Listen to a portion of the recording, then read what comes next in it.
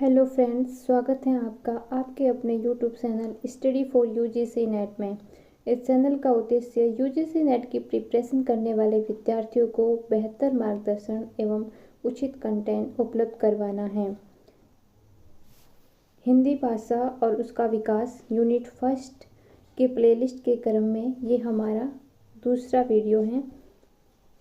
प्रथम वीडियो में हमने हिंदी भाषा और उसका विकास यूनिट फर्स्ट के लिए सिलेबस का डिस्कशन किया था। ये हमारी सेकेंड क्लास होने वाली है, जिसमें हम लोग पढ़ने वाले हैं हिंदी की उपभाषाएं एवं बोलियां विथ ट्रिक के साथ। आप लोगों को मैं ट्रिक भी बताने वाली हूँ उपभाषाएं और उनकी बोलियां याद करने के लिए। चलते हैं अपने टॉपिक की तरफ बिना किसी देरी के। हिंदी की उपभाषाएं एवं बोलियां। हिंदी जो भाषा है वो अपभ्रंश से निकली हुई है और अपभ्रंश के 3 भाग हैं। पहला है शोरशैनी अपभ्रंश, दूसरी है अर्धमागधी और तीसरी है मागधी। ये 3 जो अपभ्रंश हैं, इन तीनों अपभ्रंशों से अलग अलग बोलियां निकली हैं और अलग अलग उपभाषाएं निकली हैं और उन उपभाषाओं से अलग अलग बोलियां निकली हैं। तो आज हम उन सब के बारे में विद ट्रिक पढ़ने वाले हैं। सबसे पहले हम लोग पढ़ते हैं शोरशैनी अपभ्रंश के बारे में।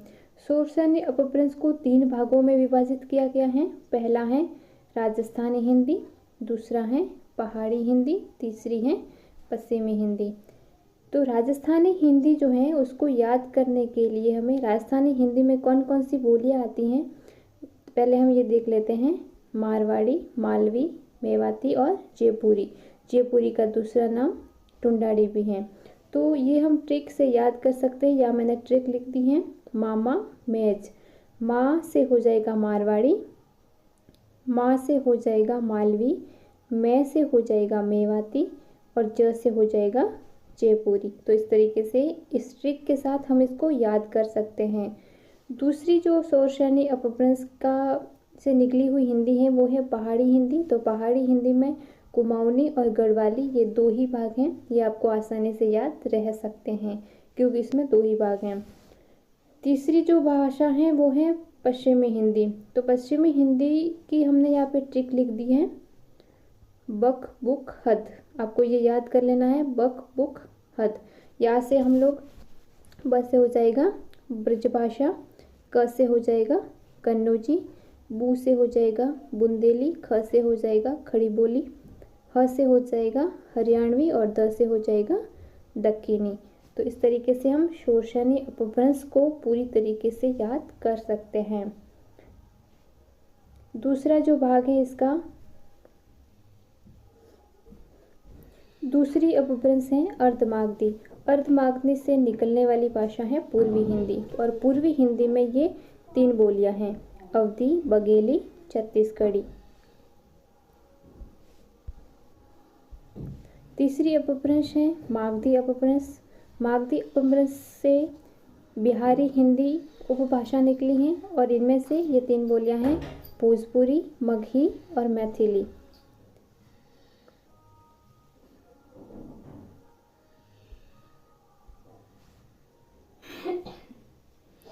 आगे हम लोग देख लेते हैं जो भी भाषाएं हमने देखी हैं उन भाषाओं में जो उच्चारण के आधार पर उनका वर्गीकरण किया गया है वो हमें देखना है।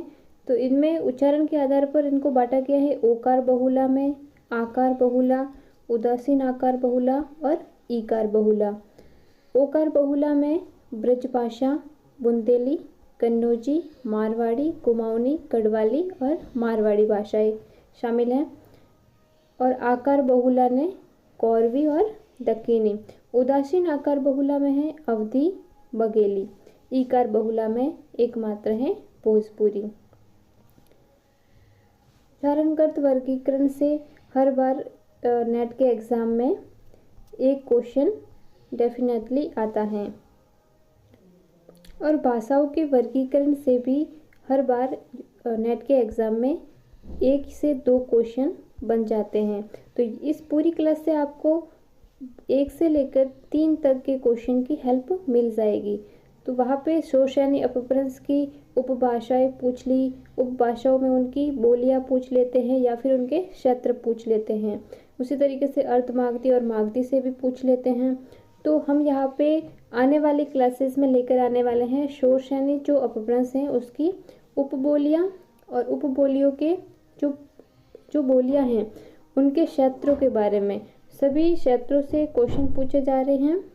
जैसे कि मारवाड़ी है, मारवाड़ी कौन कौन से क्षेत्रों में बोली जाती है, उनके जगहों के नाम देकर पूछा जाता है कि जैसे जयपुर दे दिया और ये कोटा दे दिया, जैसलमेर दे दिया, जालोर दे दिया। तो यहाँ से कौन से क्षेत्रों में मारवाड़ी बोली जाती हैं और मालवी, मेवाती, जयपुरी इन सब के बारे में उनके क्षेत्रों से पूछा जाएगा। ब्रज, कन्नौजी इन सब के क्षेत्र के बारे में आने वाली क्लासेस में हम लोग आपके लिए लेकर आने वाले हैं। विथ ट्रिक आपको बताने वाले हैं कि आपको ये कैसे याद करना है।